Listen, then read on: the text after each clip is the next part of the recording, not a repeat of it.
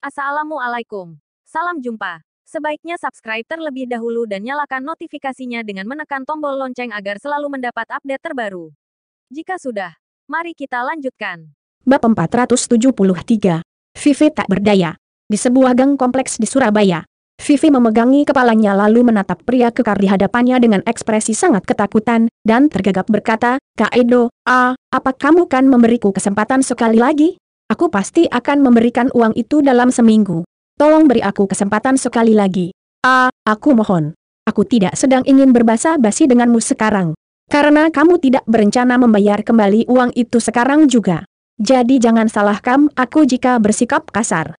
Teriak pria kekar itu sambil menatap Vivi dengan marah, lalu menoleh dan berkata kepada orang-orang di belakangnya, "Cepat ikat kedua orang ini dan bawa mereka pergi, lalu hubungi keluarganya dan minta keluarganya datang dengan membawa uang untuk menebusnya." "Siap, bos." Setelah mendengar perintah Edo, semua pria itu bergegas menghampiri Vivi, dan bersiap untuk mengikat gadis itu. Ketika melihat orang-orang itu bersiap untuk melakukan sesuatu kepadanya, Vivi berkata dengan raut wajah memelas, "Kak Edo, aku mohon. Tolong beri aku kesempatan lagi kali ini, aku pasti akan mengembalikan uang itu kepadamu dalam 3 hari.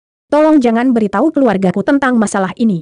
Pria kekar itu berteriak tanpa ekspresi, aku tidak punya kesabaran untuk berbicara omong kosong denganmu sekarang. Masalah ini harus diselesaikan oleh keluargamu. Kamu berhutang uang ini kepada Golden Saint Casino selama lebih dari sebulan. Kami sudah memberimu waktu, sekarang kamu harus membayarnya.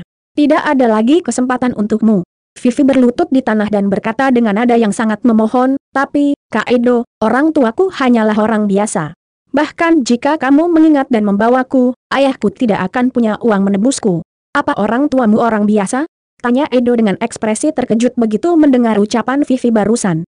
Jejak kebingungan melintas di mata pria itu. Sesaat kemudian dia mengerutkan kening dan bertanya, "Kalau memang orang tuamu adalah orang biasa, lalu dari mana kamu bisa mendapatkan uang untuk berjudi di Golden Saint Casino?" Vivi menatap Edo dan tidak berani mengatakan sepatah kata pun. Ketika Edo melihat wajah Vivi yang tanpa ekspresi, dia kembali mengancamnya, "Vivi, aku akan memberitahumu, jika kamu tidak mengatakan yang sebenarnya sekarang, jangan salahkan aku karena bersikap kasar. Apa kamu mendengarku?" Vivi menarik napas dalam-dalam. Wajahnya tampak ragu-ragu, tetapi dia tahu dalam hatinya bahwa jika dia tidak mengatakan yang sebenarnya saat ini, orang seperti Edo pasti tidak akan melepaskannya begitu saja. Orang seperti itu pasti akan terus mengejarnya dan mencari kesempatan untuk mengancamnya. Jadi Vivi hanya bisa berkata, "Kak Edo, keluargaku sangat biasa, dan orang tuaku juga tidak punya banyak uang. Bahkan jika mereka menjual semua barang-barang di rumahku, mereka tidak dapat mengumpulkan begitu banyak uang untuk membayar hutangku. Semua uangku itu adalah pemberian mantan pacarku. Bagaimana mungkin mantan pacarmu memberimu begitu banyak uang?" Mata Edo memancarkan keterkejutan setelah mendengar kata-kata Vivi. "Ya, Kak Edo, mantan pacarku sangat kaya, dan aku memiliki rahasia besarnya di tanganku. Aku telah menghubungi dia sebelumnya, tetapi aku belum berhasil menemuinya. Aku yakin jika nanti aku berhasil menemuinya, aku pasti akan mendapatkan uang lagi dari dia," kata Vivi dengan nada sangat serius.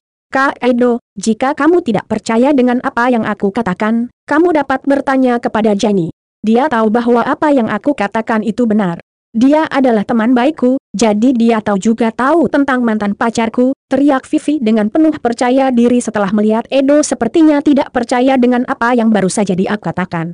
Edo menoleh ke arah Jenny, dan bertanya sambil mengerut kening, "Apa yang dia katakan itu benar? Apa yang dikatakan Vivi itu memang benar, Kak Edo? Mantan pacarnya sangat kaya, dan semua uang yang digunakan untuk berjudi itu adalah pemberian dari mantan pacarnya," jawab Jenny seraya mengangguk langsung tanpa memikirkannya. Edo juga tahu dalam hatinya jika Vivi benar-benar tidak punya uang, maka tidak ada gunanya meskipun dia menyandera Vivi.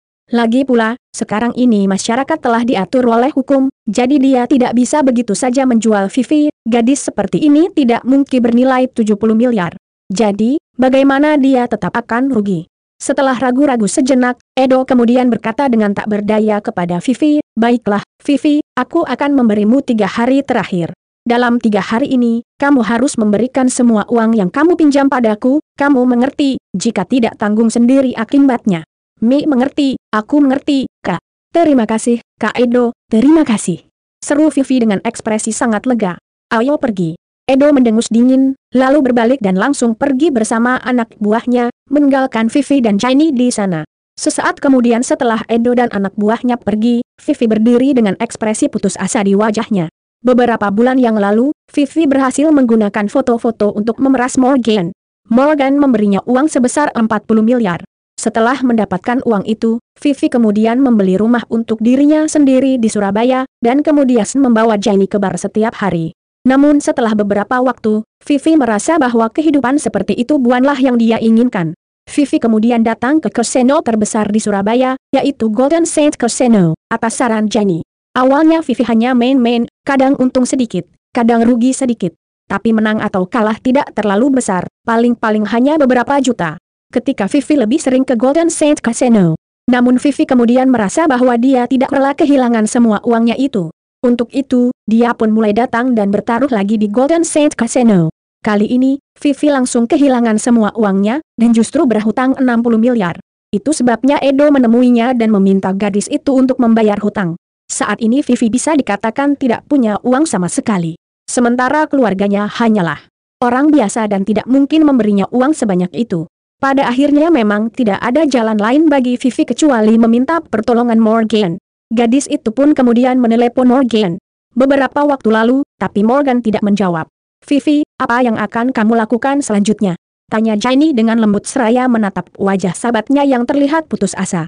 Saat ini, ekspresi wajah Vivi sangat tidak berdaya. Utang Vivi sebenarnya tidak ada hubungannya dengan Jenny, karena gadis itu memang tidak berpartisipasi dalam perjudian sama sekali. Akan tetapi, saat Vivi memenangkan uang di meja judi, Jenny juga mendapat banyak keuntungan sehingga saat ini dia masih memiliki sejumlah uang di tangannya. Namun uang tersebut tentu saja tidak cukup untuk membantu Vivi membayar hutang. Vivi ragu-ragu untuk waktu yang lama, kemudian menarik napas dalam-dalam, lalu mengeluarkan ponselnya, siap untuk menghubungi Morgan.